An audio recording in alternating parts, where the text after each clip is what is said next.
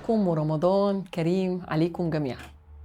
تخيل انك في مأزق حياتي، ورطة كبيرة جدا، الديون متراكمة عليك، او امتحان صعب فاضل عليه يوم وما فتحتش كتاب، او مشروعك بيخسر وهتقفل. بتحس ان الدنيا كلها قفلت في وشك، كل الحلول التقليدية مش نافعة، القوة مش نافعة، والفلوس مش نافعة. في اللحظة دي انت محتاج حاجة واحدة بس، فكرة مجنونة، فكرة محدش عملها قبلك، فكرة من بره الصندوق. النهاردة هنتكلم عن الصحابي اللي عمل فكرة هندسية قدر يوقف جيش تعداده 10,000 مقاتل وينقذ مدينة كاملة من الإبادة، رغم إن العرب عمرهم ما سمعوا عن الفكرة دي قبل النهاردة.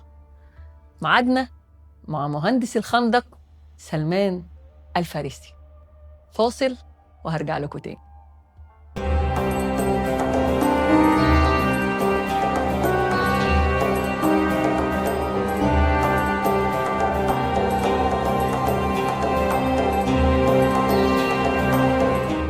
المعادلة كانت مستحيلة، آلاف المقاتلين من الأحزاب ضد 10,000 مسلم محاصرين، لو اتقابلوا وجها لوجه النتيجة محسومة، إبادة تامة للمسلمين.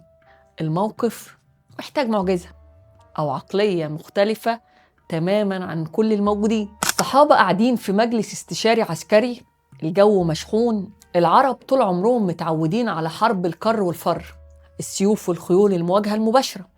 كل الاقتراحات كانت تقليدية، نخرج نحاربهم أو نتحصن في البيوت.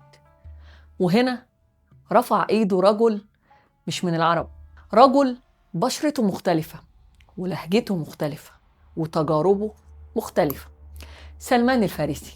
سلمان كان باحث عن الحقيقة، لف العالم وعاش في فارس واشتغل في الشام واتباع كعبد لحد ما وصل للمدينة، يعني عنده خبرة دولية.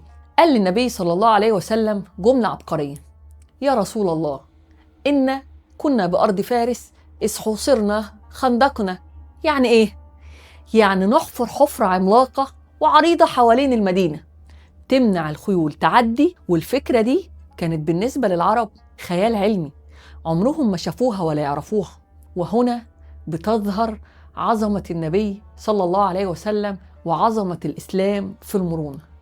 النبي وقتها ما قالش لا لا لا، دي فكرة أعاجم، إحنا عرب ولينا طريقتنا، أو أنت مين أنت عشان تفتي واستكبار الصحابة. بالعكس، النبي صلى الله عليه وسلم التقط الفكرة فوراً وأمر بتنفيذها. ومش بس كده، النبي نزل يحفر بنفسه مع سلمان وباقي الصحابة. سلمان ما كانش بس صاحب فكرة، ده كان مهندس ميداني، كان بيحدد الأبعاد والعمق وإزاي يوزعوا المهام. ولما نجحت الخطة وجيش الأحزاب وقف مذهول قدام الخندق ومش عارف يعدي ورجعوا خايبين، الأنصار قالوا سلمان منا، والمهاجرين قالوا سلمان منا. كل فريق عايز ينسب العقلية دي الجبارة دي لنفسه. فالنبي صلى الله عليه وسلم حسمها بجملة وسام شرف لسلمان: سلمان منا آل البيت. سلمان الفارسي بيعلمنا دروس في البيزنس والحياة محتاجينها جدا في 2026. الابتكار وقت الأزمة، لما تلاقي كل الطرق مسدودة ما تخبطش دماغك في الحيط، غير الطريقة. لو طريقتك في المذاكرة مش بتجيب مجموع، غيرها. لو مشروعك مش بيكسب بالطريقة التقليدية، شوف الحل. غالبا فكرة مجنونة، بيكون في حاجة انت عمرك ما جربتها.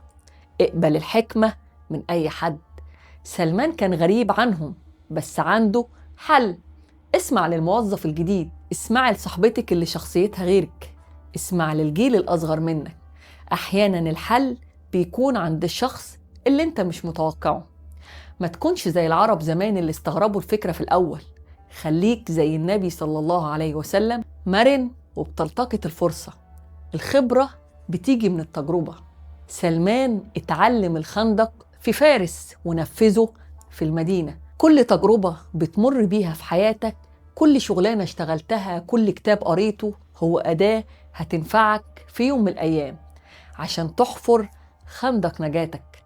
الخندق ما كانش مجرد حفرة في الأرض، دي كانت نقلة نوعية في التفكير.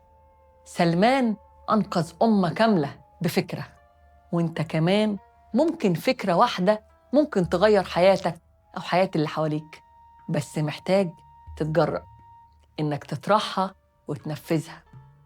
سؤالي ليكم النهاردة وعايزة إجابات ملهمة: إيه هي المشكلة اللي واجهتك في حياتك، في الشغل، الدراسة أو البيت، وقدرت تحلها بفكرة بره الصندوق أو طريقة غير تقليدية؟ احكوا لنا مواقفكم، يمكن فكرتك تكون إلهام لغيرك لحل مشكلته.